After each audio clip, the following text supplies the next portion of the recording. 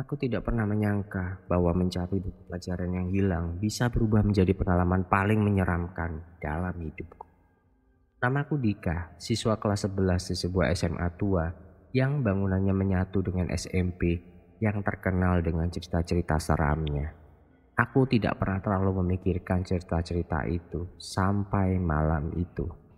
Ketika aku mencoba membantu adikku, Lia.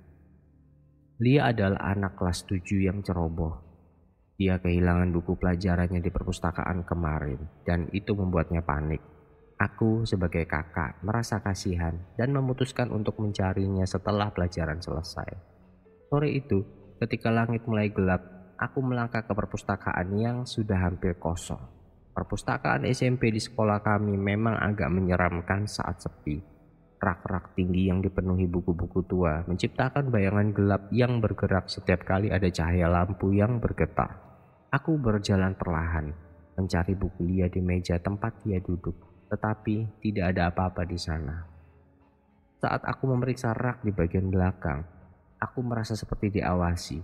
Sensasi itu aneh, seperti ada mata yang mengintip dari sudut ruangan. Tetapi ketika aku menoleh, tidak ada apa-apa. Aku menggelengkan kepala, mencoba menenangkan diri.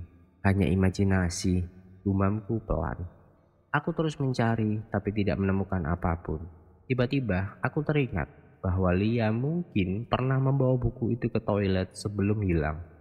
Toilet di lantai 3. Aku mendesah. Toilet itu hampir tidak pernah digunakan karena banyak siswa yang percaya tempat itu angker. Tapi, aku sudah di sini dan aku tidak ingin pulang dengan tangan kosong. Toilet di lantai 3 terasa lebih suram daripada yang aku bayangkan. Dindingnya kusam, beberapa ubin retak, dan bau lembab memenuhi udara. Lampu neon di langit-langit mulai berkedip-kedip, menciptakan suasana yang semakin tidak nyaman. Aku mendekati wastafel. Cermin di atasnya retak di beberapa bagian. Aku mencuci wajahku, mencoba menghilangkan rasa lelah.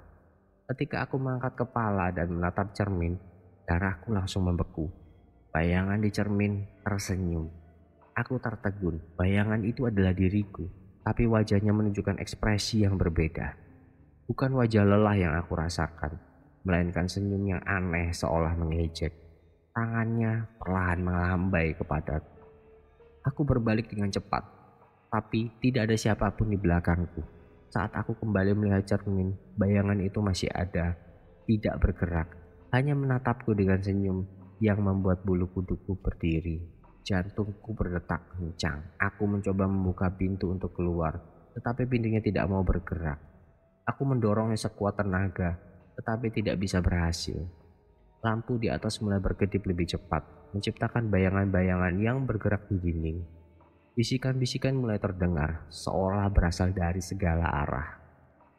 Dika, Dika, bisik suara itu, lirih tapi jelas. Seperti suara yang berasal dari celah-celah gelap di sekitar ruangan. Aku merasakan tubuhku kaku, bayangan di cermin mulai bergerak sendiri. Tangannya menunjuk ke salah satu bilik toilet dengan gerakan lambat, seperti menuntun atau memerintah. Jari-jarinya panjang seolah-olah keluar dari batas realitas. Aku tidak tahu apa yang harus kulakukan, tapi kakiku terasa seperti digerakkan oleh sesuatu yang tak terlihat. Aku mendekati bilik itu. Setiap langkah terasa semakin berat, seolah udara menjadi lebih tebal. Di sana, di bilik yang remang, aku melihat buku Lia tergeletak. Lembarannya terbuka seperti baru saja dibaca. Namun, tiba-tiba biliknya tertutup rapat. Aku mencoba membuka bilik itu, tetapi pintunya terkunci, seperti disegel oleh kekuatan yang tak kasat mata. Ketika aku mengguncangnya, suara tawa kecil bergema di ruangan itu. Tawa itu pelan, tetapi menusuk, seperti tertawa yang berasal dari seorang anak kecil, atau sesuatu yang mencoba meniru suara anak kecil. Tiba-tiba, bayangan di cermin mulai memanjang, seperti tumpahan tinta yang mengalir keluar dari permukaan kaca.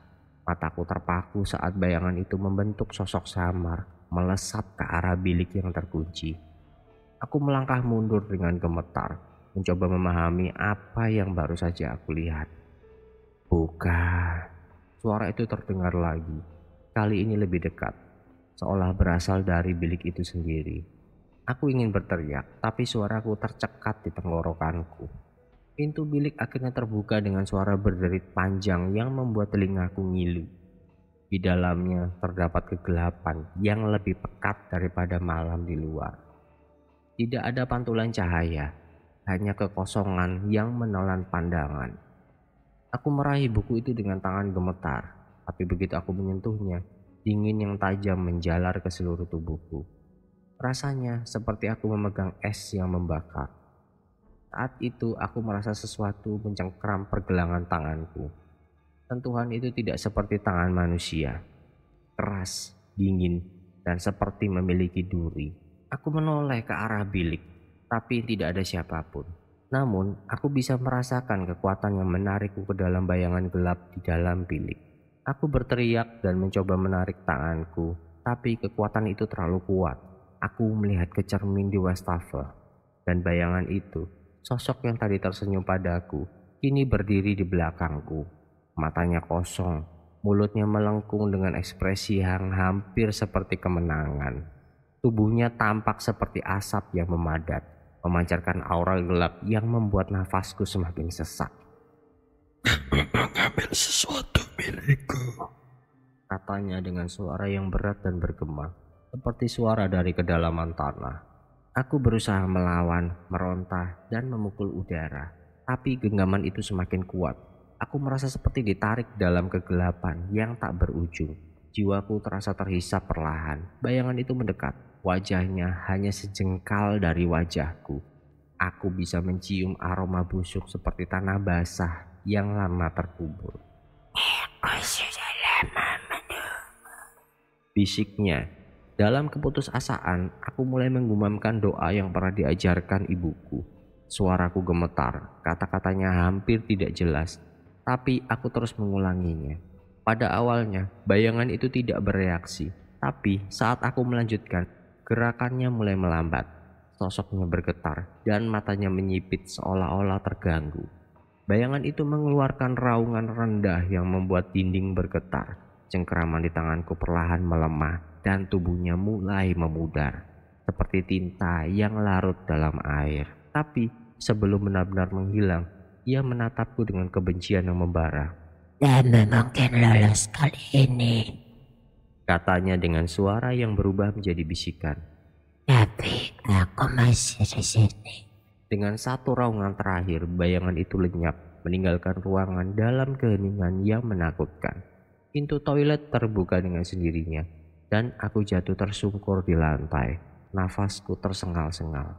Aku berlari sekuat tenaga tanpa menoleh lagi, meninggalkan toilet itu di belakangku. Nafasku terengah-engah, tubuhku gemetar, dan hatiku dipenuhi ketakutan yang tidak pernah kurasakan sebelumnya. Aku tidak berhenti berlari sampai aku mencapai lantai bawah.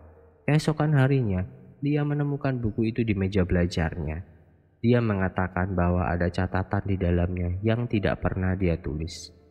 Tulisan itu hanya terdiri dari satu kalimat. Jangan pernah kembali ke toilet itu. Aku merasa lega karena buku itu kembali. Tetapi perasaan bahwa sesuatu masih mengawasi tidak pernah hilang. Setiap kali aku melewati lantai 3, aku merasakan kehadiran yang sama, dingin dan mengintimidasi. Sejak malam itu, aku tidak pernah lagi mendekati toilet lantai 3, dan aku selalu berharap siapapun yang mendengar ini tidak akan melakukan kesalahan yang sama seperti aku.